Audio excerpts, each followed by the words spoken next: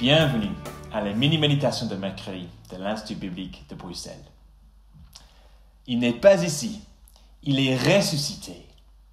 En relisant la déclaration de l'ange devant le tombeau où Jésus avait été placé 2 jours plus tôt, les chrétiens se réjouissent que la mort ait été engloutie par la victoire de Jésus-Christ. Ces dernières semaines, nous avons vu dans Ésaïe 53 que par sa mort à la croix, Jésus a rendu possible le pardon du péché tout en s'assurant que justice soit rendue et que la colère de Dieu soit assouvie. Dans Ésaïe 53, verset 11, nous voyons l'aboutissement de cette vérité merveilleuse en apprenant que le sacrifice de Jésus nous procure, en tant que chrétiens, non seulement le pardon, mais nous attribue aussi sa perfection. Lisons ce verset.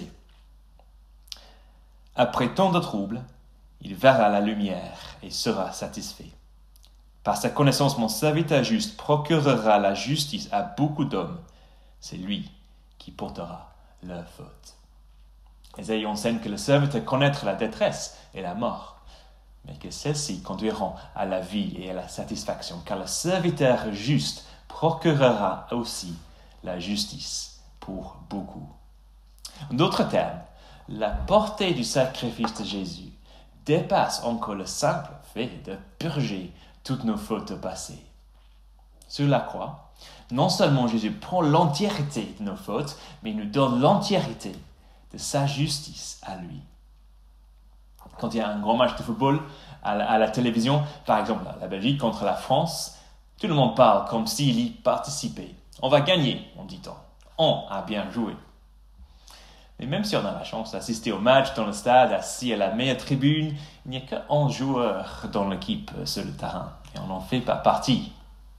Mais par contre, quand on met notre foi en Jésus, on est unis à lui.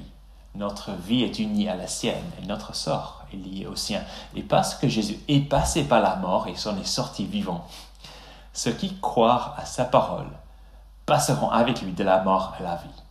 Il a fait le match pour nous, qui en sommes d'ailleurs incapables, et nous en attribue tous les gains. Nous avons tendance à croire peut-être que le sacrifice de Jésus, c'est pour nos péchés passés, ce qu'on avait commis avant notre conversion ou il y a quelque temps.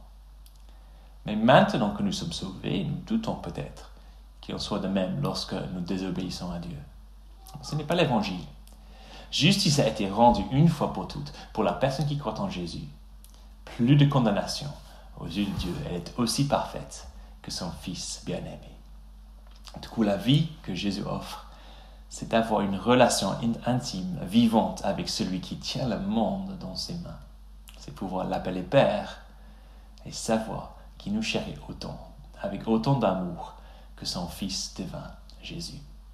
Nous n'avons pas besoin de gagner sa faveur, mais nous pouvons regarder le prix que Jésus a payé sur la croix et savoir avec certitude que par ses blessures, il nous guérit.